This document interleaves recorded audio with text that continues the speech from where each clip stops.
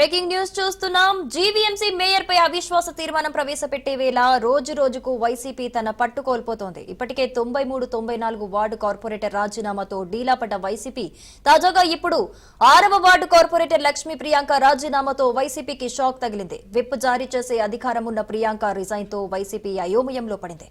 అయితే వ్యక్తిగత కారణాలతో రాజీనామా చేస్తున్నట్లు జగన్ కు లేఖ రాశారు కార్పొరేటర్ లక్ష్మీ ప్రియాంక.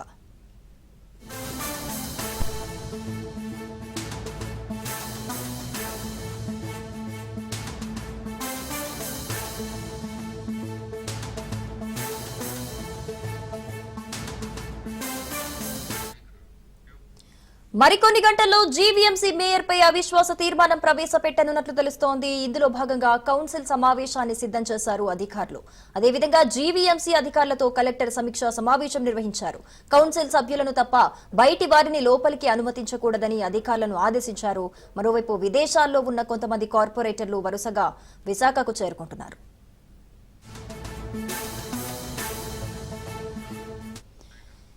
ఇదే అంశానికి సంబంధించిన మరింత సమాచారం మనకి సూర్యప్రకాష్ అందిస్తారు. సూర్యప్రకాష్,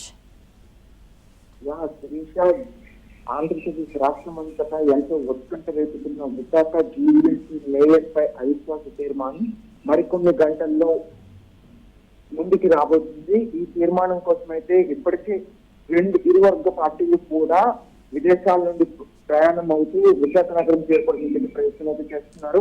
ఇదే సమయంలో అత్యంత కీలకమైన విషయం ఏంటంటే వైసీపీ చీఫ్ విప్ గా ఉన్న లక్ష్మీ ప్రియాంక అవంతి శ్రీనివాస్, మాజీ మంత్రి అవంతి శ్రీనివాస్ కుమార్తె ఒక్కసారిగా నిన్న సాయంత్రం రాజీనామా చేయడంతో వైసీపీ వర్గాలంతా షాక్ తగిలిందనే చెప్పొచ్చు.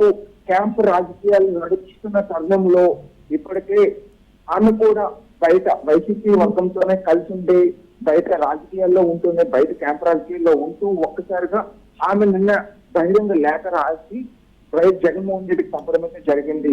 శిరీష, ఈ యొక్క లక్ష్మీ ప్రియాంక అవిశ్వాస తీర్మానం వల్ల కూటమికి మద్దతు ఇచ్చే అవకాశం ఉండకపోవచ్చు. కానీ లక్ష్మీ ప్రియాంక రాజీనామా కారణంతో పూర్తిగా కూటమి తన యొక్క పట్టునైతే మరింత బలోపేతం అయితే చేసుకోవడం అయితే జరిగింది. శిరీష, అలానే ఇలా ఈ సైడ్ రాజకీయ వర్గాలు ఒకేసైతే అలానే అధికారులు కూడా జీవీఎంసీ సమావేశానికి అన్ని ఏర్పాట్లు కూడా చేయడం జరిగింది.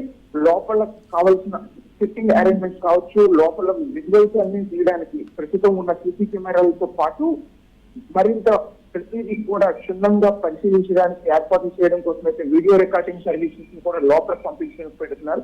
మీడియా లోపలికి అలౌ చేయకపోవచ్చు, అలానే బయట వాళ్ళు ఎవరు కూడా ఎవరికి ఎటువంటి ప్రాసెస్ లేకపోతే లోపలికి అలౌ చేయొచ్చు అనే విషయాన్ని కూడా కలెక్టర్ నిన్న అధికారులకైతే ఆదేశాలకి జారీ చేయడం జరిగింది.